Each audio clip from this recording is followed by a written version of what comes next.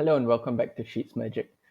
Today we're going to dive into content. And when I say content, I'm actually referring to the content in this session is relevant to my learning. So we want to start analyzing this. Let's get started. So I'm going to start off with keying in content here as my title. And we're going to do for overall. So I'm going to bold this and same thing, put gray as my background. And for overall, I'm also going to bold this. What we can do is we can start off with a simple average. And instead of calculating, which some people might do, it's sum of all content, and then we're going to divide that over total participants. We're not going to do that. You can easily do this with average. So Excel does all the heavy lifting for you, and you can just put content. Remember, we name our range content. If you're not sure, you can just right-click, define name range, and it will show you all the ranges that you have previously named. This gives us the average, or rather the simple mean for content. What if you like to do mode or median? You can also do the same thing. The most common occurring data set, same thing, just mode and content, and it'll easily give it to you. You can also do median, I believe, content, and it'll show you all the answers, right? So we can do that. What if you want to only count the ones that are higher than a certain value? So for example, if we put count higher than 3, how are we going to do this? We're going to do countifs, and in our range content, and what I want is greater than 3, 120, or I can put equals count if content is greater than or equal to 4. And you should come back with the same answers, right? In case you are confused and you don't know how to do greater than or equals to, this is how you do it. And again, I'm going to use my guide to just share that this is number of participants who rated higher than 3 for content. And maybe I want to count percentage for this. So I can do percentage equals this number over total amount of participants, percentage higher than 3. And I'm just going to put percentage. And if I don't need so many decimal places, I can actually remove all of it. And there you have 95%. Let's say I want to count for central instead. And this time I'm going to put count higher than 3. So this time it has an extra criteria. So instead of just count, I'm going to have to put countifs because there's multiple ranges, right? So the first criteria, I'm going to put region.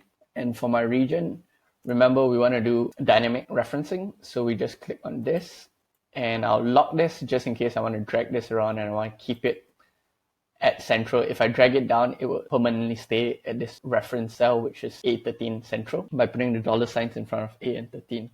And then I also want to count content who gave me more than 3.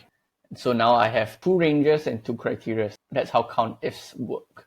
And if I click enter, it shows me that in central, out of 104 people, 98 people actually give me ratings higher than 3. I can just copy paste this and then say for central. And I can copy paste percentage too. And for this, I can put equals to this over total amount of central people. And if you like to copy formatting real quick, what you can do is just click on the format that you like. Click on this paintbrush paint format. And if you click on this, it will automatically change it to the reference cell formatting. Let's try for east. You can copy the whole thing, paste. And so we have east and south. And you can start seeing some errors coming out because now this is referring to other cells, B7 and whatnot, right? Let's change that to east and change this to south.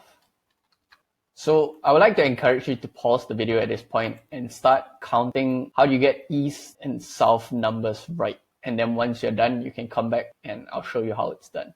Hopefully you got the answers right. So if you see region A13, and I want this to refer to A17 instead, so I'm just going to change that.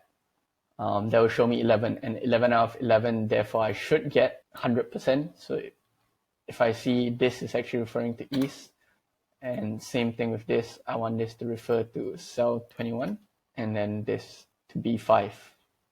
And as you can see, these are our numbers. So one downside of having it refer to a different cell is, let's say if I change this to central, this percentage doesn't change, right?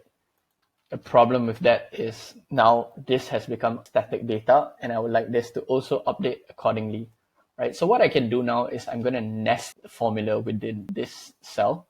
And how I can do that is, if you can see, countif region central or countif region, right? So instead of dividing it by B5, I'm just going to copy B5's formula, which is countif, and I'm going to divide this over countif.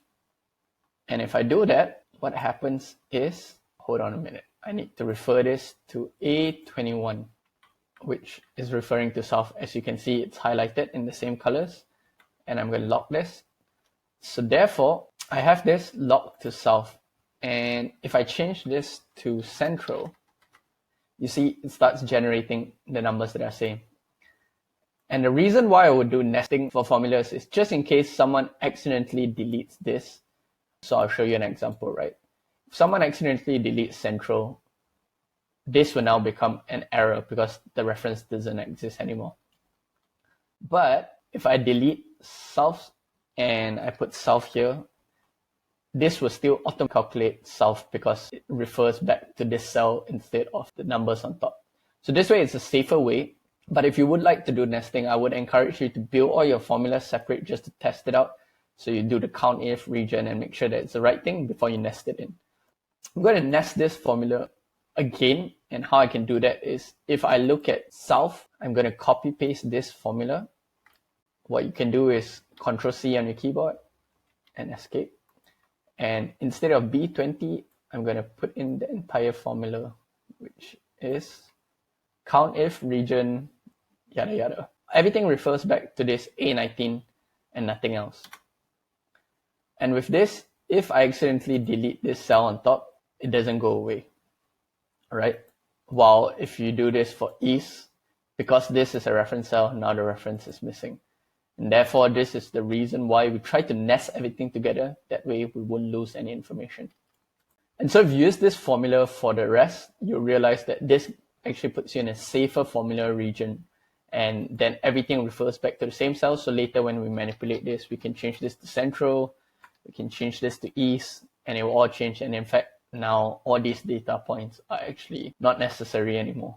So you just can refer to the same one. And once we put in the drop-down boxes, you'll realize everything can refer back to the same box. So we'll stop here for now. Hopefully you've learned something. And thank you for watching.